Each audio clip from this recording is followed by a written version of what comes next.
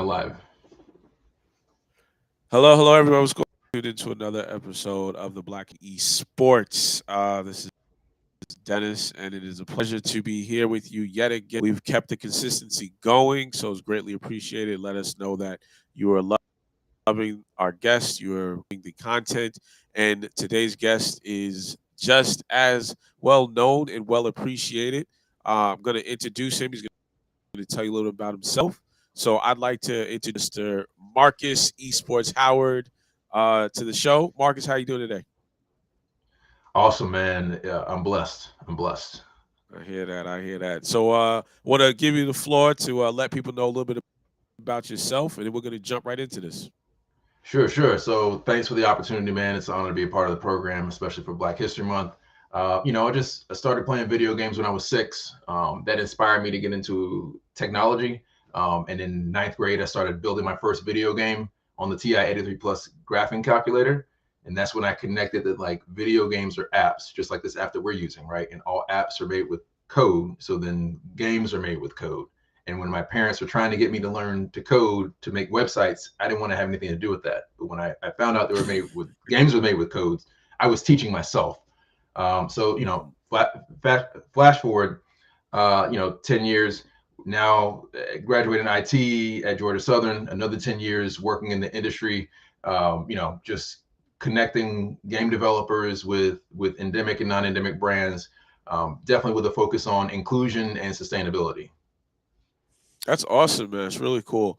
So I know you got into it because your love for coding, but is there anybody you would say that kind of inspired you or motivated you either as you were going on this progression into this gaming world or currently? My brother, right? I have an identical twin brother. He lives up in Georgia, and my sister is about 18 months younger than me. So we all just grew up playing, couch co-op games, and and we all still, love playing video games to this day. I have less time to do that now than I did 20 years ago, but that's like the core of the experience for me is like, and even through the pandemic, that's how we all stay close was still playing video games. We were all able to go back to that. Isn't that crazy how gaming, no matter how old, how young you may be, it's still so much of the glue that can bring people together in the craziest times. So I think that's kind of dope that you mentioned that.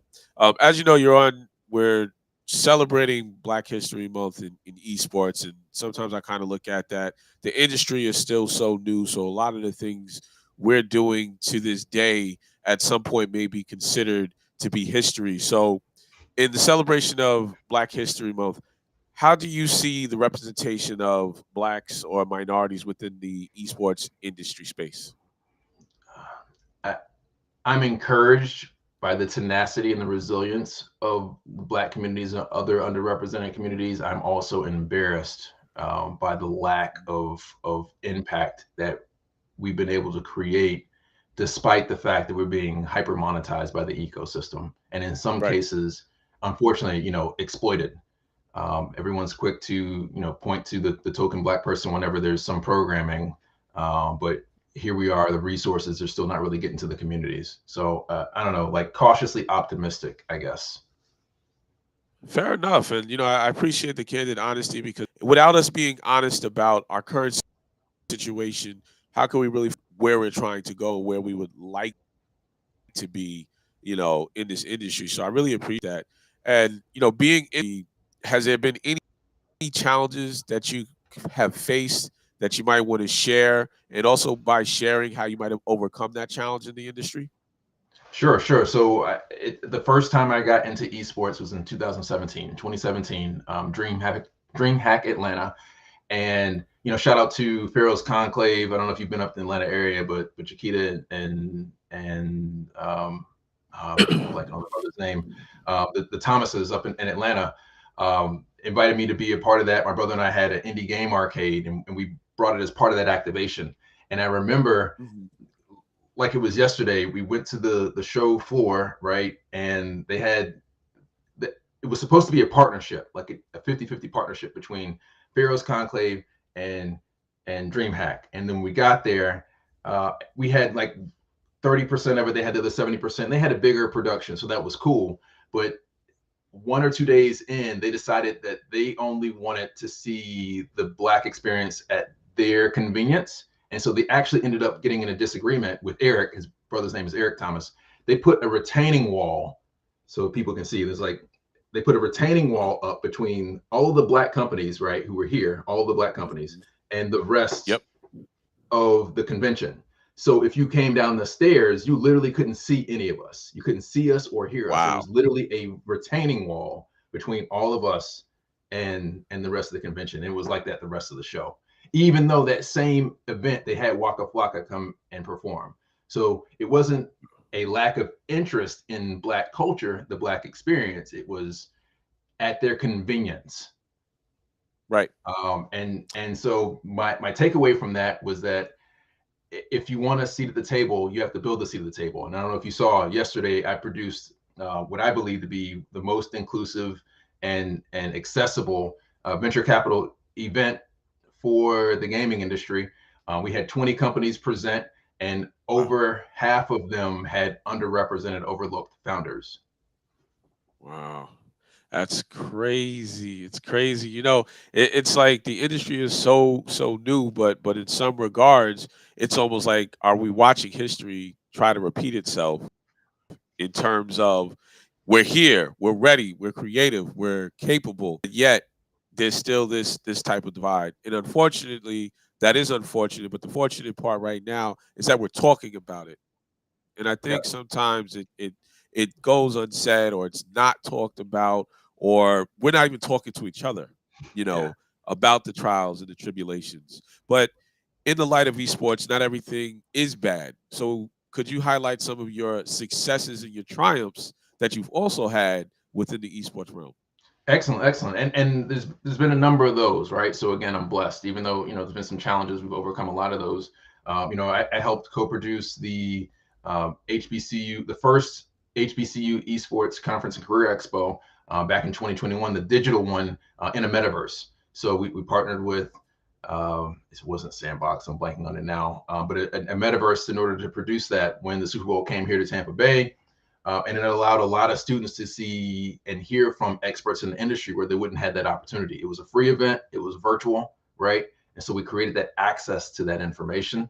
I also had the opportunity to publish this book, and I'm sure you've seen some of it, right? There's a lot of Yep, representation of the yep, Black yep. community here. I was very intentional about that. I wanted everybody to be represented in the book, but I also wanted to make sure, right, the Black community was represented here as well, because as you know, there's a major stigma in our communities against gaming from our leadership, our Yeah. seniors, right, our elders, and now I'm working to help increase the talent pipeline into the gaming industry. Partner with an amazing company in Hawaii with an opportunity in Texas where we're providing free software development training to Black and Hispanic Americans in Texas, so that in 6 months they go from they don't know anything about code to they're now fully qualified to start an entry level job in the gaming industry or outside the gaming industry as a software developer with an average starting salary of 60 grand per year.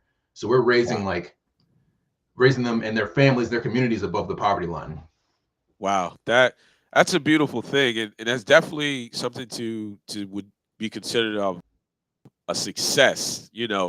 It's almost like it eclipses what what was the issue or what the problem was, because that happened, but what you're doing is so much bigger than, it's so much valuable to the community overall, especially the minority community. Of, hey, you know what, they may have put us in the corner, but when you did that, this is what we're doing. We're creating real opportunities. We're creating these coding things. So I highly commend you on that. And now, out of those things you mentioned, and I'm just curious, is there one thing in particular out of those that you're the most proud of, and if so, why that? I'm most proud of the potential for this program that we started in Texas because I think we can scale it. I was just, Okay. we started this a little bit late because I was speaking at a school here in Tampa, and I met with a gentleman whose father is a pastor, and he sees some opportunity for that program here in Tampa Bay, right? And I don't know if you've seen, I got in a lot of trouble here locally. There was an article sorry, there was a job description that was posted saying they were for candidates, they wanted preferably Caucasian candidates here in Tampa Bay. Oh wow. Um, Wow. and so I made a lot of noise about that, right? I raised the profile of that, especially when there was the startup of the year event was here in Tampa Bay. All eyes are on Tampa Bay, and I'm raising this issue because nobody is discussing it. I think I've gotten blacklisted here to a degree because of it. But even at that, in the technology sector, I still have this opportunity to help our communities and communities at large, right? It's Right. equally a class issue, I think, as much as it is a race issue, minority communities, Mm. but create that opportunity for upward mobility and again generational wealth. I don't know if you've seen the stat. There's a report that says a 2017 report. This happened before the pandemic.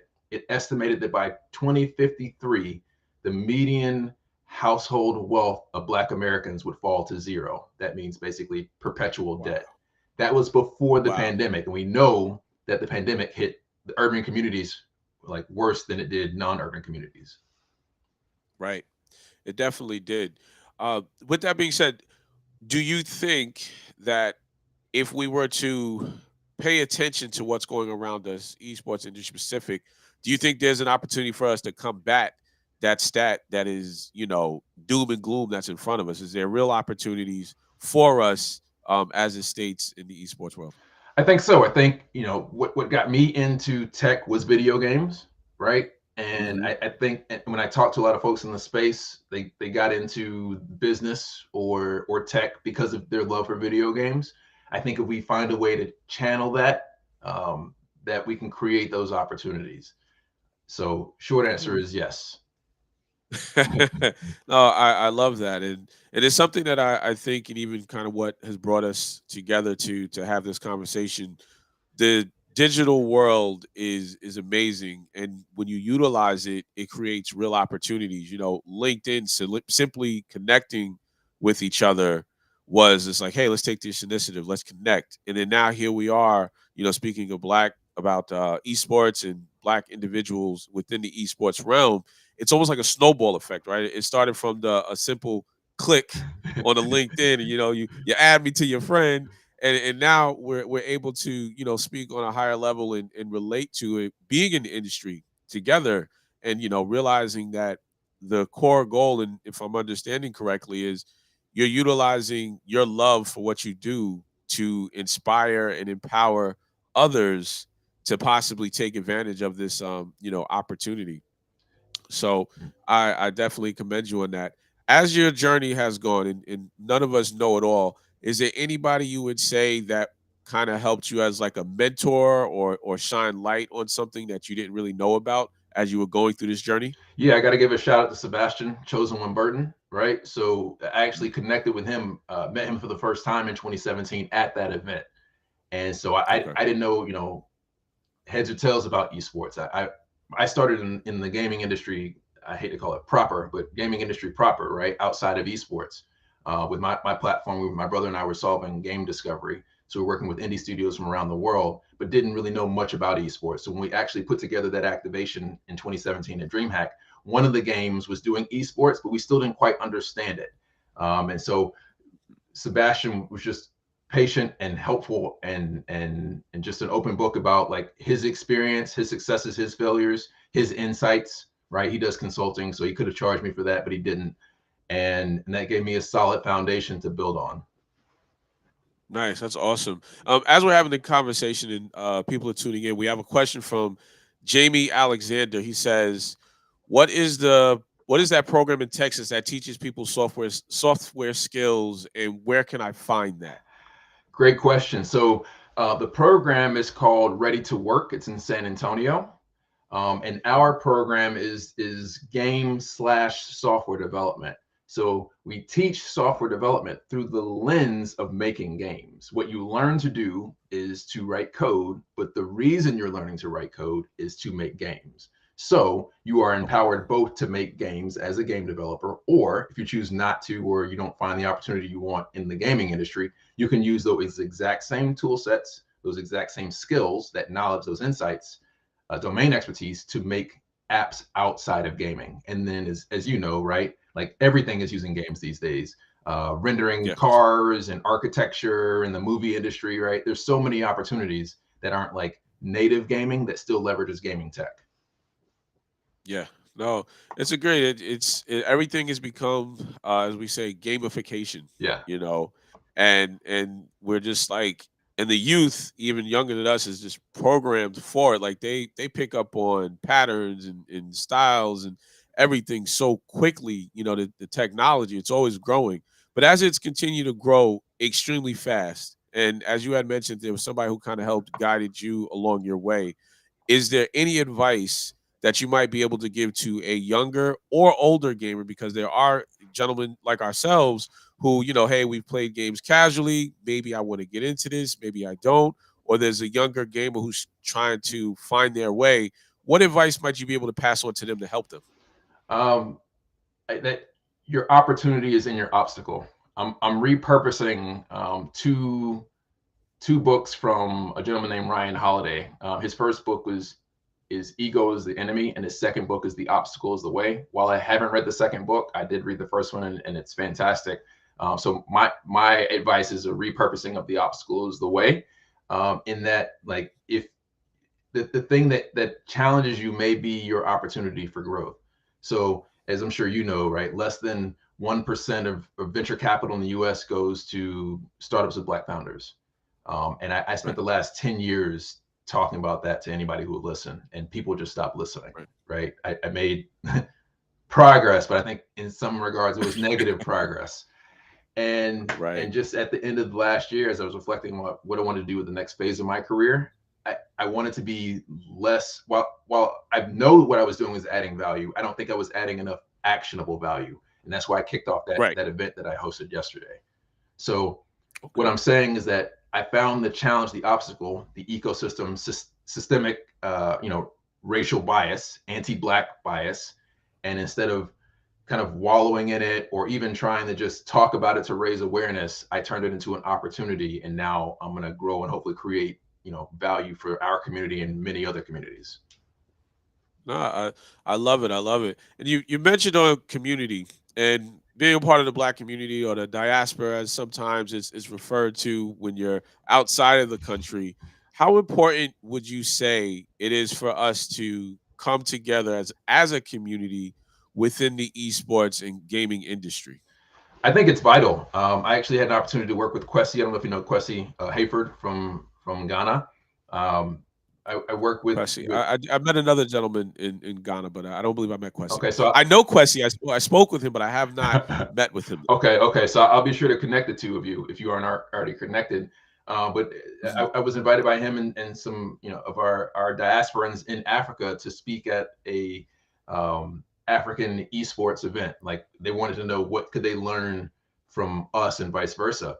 And what I was explaining to the community during that event was that Africa has an opportunity to get it right, right? Like, if you look at what's happened in esports, and we are now seeing a correction from Mhm. basically unsustainable growth, vanity metrics, all of that.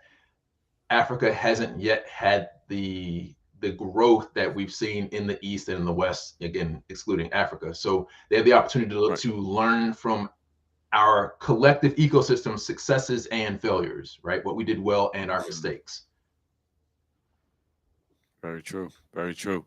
Yes, and and I tend to say this in a simplistic way, but a real way, is the irony of everybody who plays a game. Gaming was established on community. Hmm. You played with your friends. You have the FGC, the fighting game community. And it's so ironic that we understand that gaming is a community based game. And I really feel that as a community, we should start to bring and really hone in on that concept as a community. It's just like, okay, hey, listen, if we're playing the game together, we can support each other together, we could do business together. And it's kind of already embedded in us instead of looking at, okay, well, this is my competition versus if you're playing a sport game, you're working with a team. And the same way you're able to get that high score, it's a parallel of what we have the opportunity to do in this industry. So I love the fact that you articulated that over in Africa when you had a chance to speak. So kudos to you. But it was very real. They have a chance to learn from what was done wrong and what they can do right. And even now, so with us being here today, hopefully the message is heard that we still have the opportunity to change what we might have done in the past in other atmospheres, others arenas, but we can really change it, within the world of esports as well. So, I definitely do value your insight on that. But random question: would you go to Africa again, or do you plan to go there again? I've never been. So Sebastian went. Oh, So okay. I helped Sebastian. Yep. Sebastian actually produced Ghana's. Sorry, let me get this right. Yes. The esports, the largest prize pool esports tournament in Ghana's history. Sebastian produced that like 3 or 4 months ago. Oh, He just actually got back okay. from Ghana and Africa more Nice. generally. He was there for like 30 days. I think that's his third Nice. visit there in the last 2 years.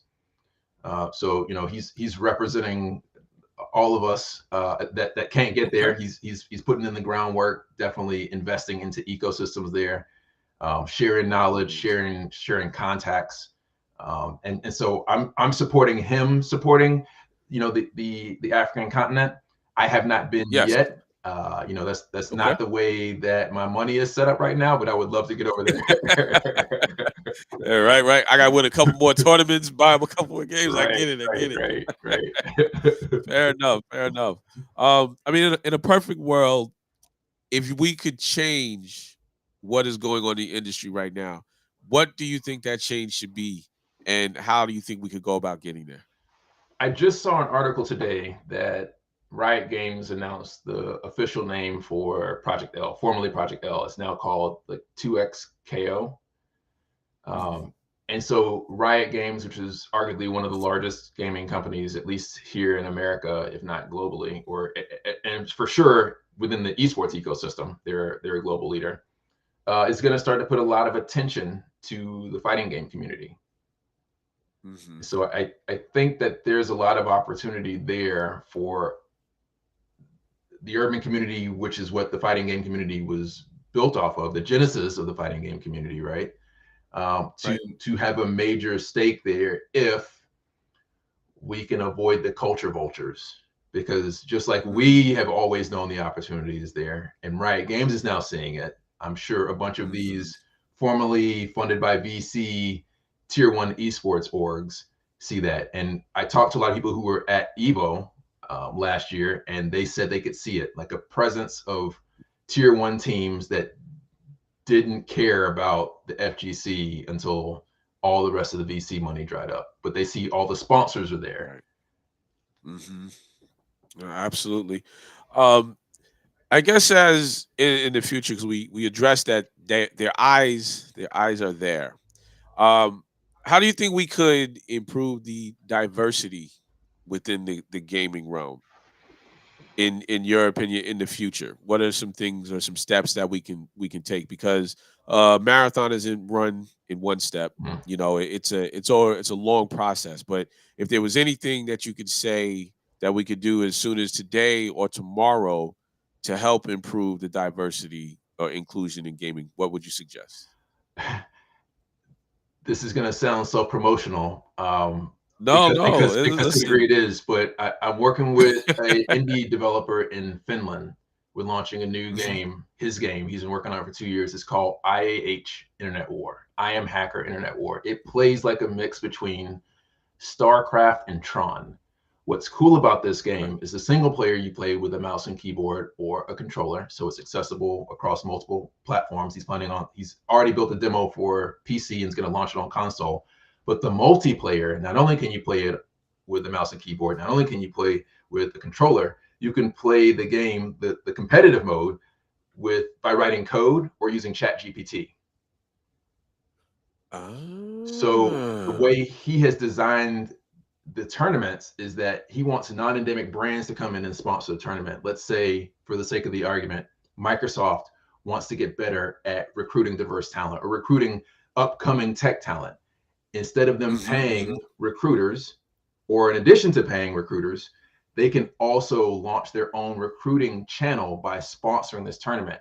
Now, the people who win, it's a leaderboard tournament. The people who score Yeah. the highest on the leaderboard wrote the best code, or wrote the best chat GPT prompts. So not only are you Wow. winning cash, which is really important in urban communities in esports, but you Yes. also now can show documented evidence that you now know how to write code in Chat GPT as a prompt engineer to start Wow. your career in the tech industry. That That is crazy. I really love what you're doing, and through having the conversations that I've been having with a lot of different individuals, everyone had a unique approach or understanding on how or why they got into esports, and I really love that you're bringing home the technology, the coding aspect of esports because esports is so diverse, and at oftentimes we'll realize that you know when the minority as minorities, when we hear esports, we think of video games, or like you said, it has a negative outlook toward it. But conversation after conversation is being proven that it's a vast opportunity, endless opportunity, and to even know, like, if you're not a gamer or you are a gamer, right, but you're coding, that you can have the opportunity to be scouted by a particular company for your coding skills, but in a gamification way. Mhm. That's never happened before. So it's like it's just super dope to I can't code, right? But for those who can, I admire that skill set. And it's just a unique win-win opportunity for everybody. Because clearly Microsoft will win because they'll get their talent. Right. The coder will win because they'll get their money, Yep. and the individual who created this amazing platform would get a lot of people to give them opportunity. So I really think that's like really really cool, man. Thank you for sharing that. Even though you might have said it was a selfish plug, it was a needed plug because it was that's kind of dope. Well, so we're hoping Um, that as the game gets more traction and more yeah, popularity, like even if you don't know the code, but know how to code now, right? We're trying to yeah, build in basically coding tutorials, the basic programming concepts. We want right, to have kind of bracketing, like tiers, right? Just like you would see okay, in ranked, first person shooters or fighting games, yeah, so that you can enter into tournaments at your coding level, right? As a beginner, wow, and in that wow, way, now you have a financial incentive to learn the code. The game is already fun. yes. Like, go play the game. You'll agree Mhm. 100% just the first time you play it that it's fun. But now in addition to it being fun, right? That's the core that it's fun. You now have a a financial incentive and B a career incentive to play this game. Wow, that's crazy. Well, we're gonna wrap it up really quickly, but I do have another question Mhm. because we do cover a lot of topics in rapid succession. But I do want to ask if there's anything or anybody listening because we are on a platform that what it's on wax. So once we're done, at some point in time, somebody can hear this. Yep. Is there anything you want to say or let the people know about yourself, your companies, or any of your endeavors? Kind of like another uh, promotional plug, but also with a caveat that if there's somebody listening who can help you continue what you want to do, the floor is yours. Cool, cool. So I appreciate that. I'm trying to hopefully launch volume 2 of my book this year. I want to have it done by the end of the year so it could be a Christmas gift. Again, I it took me 2 years to make this first book, and Right, I broke even, but I didn't get rich off of it. This is not about me getting rich. This is about me doing what I think the ecosystem needs, right? The physical book is for leaders and seniors in our community who will only engage in this kind of information in this format, in a physical book. right, I have the digital book that I have made free, and my goal is to make the digital version of the second book free. But again, like, it cost me 35 grand to make that book. So if there are any sponsors listening, I want to make another excellent book, make it available to the global community, and I want to leverage that to create commercial value for the sponsors, where the book will be free, but on the sponsor's website. Like, I won't even host the free book. I want everybody who wants the amazing content in the book, the knowledge, the insights, the free consulting I'm going to put in there, to go to the sponsor's website to redeem the book, so that I am helping the top of funnel for the sponsor. And that's something that we're missing in awesome, esports. Like, you've got brands putting dollars in, but we don't have esports, the ecosystem trying to get dollars back out to the sponsors. I'm trying to help fix that with this book as right. well. Nice way to flip the coin. Now, would you mind sharing on how people could get to your book or find your book?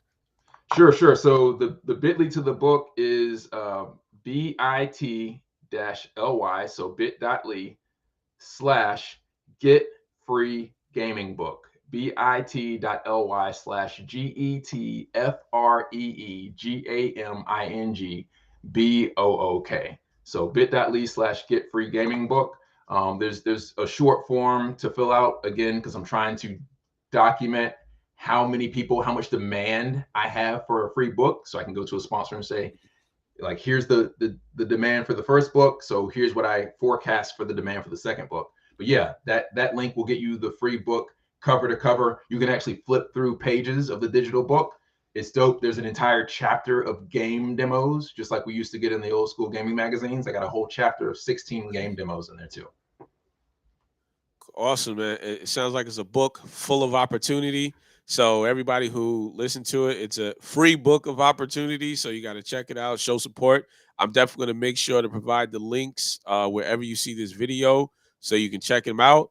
And Marcus, I really, really appreciate you coming on the show. It was amazing. You gave, like I said, in such a condensed way, very impactful.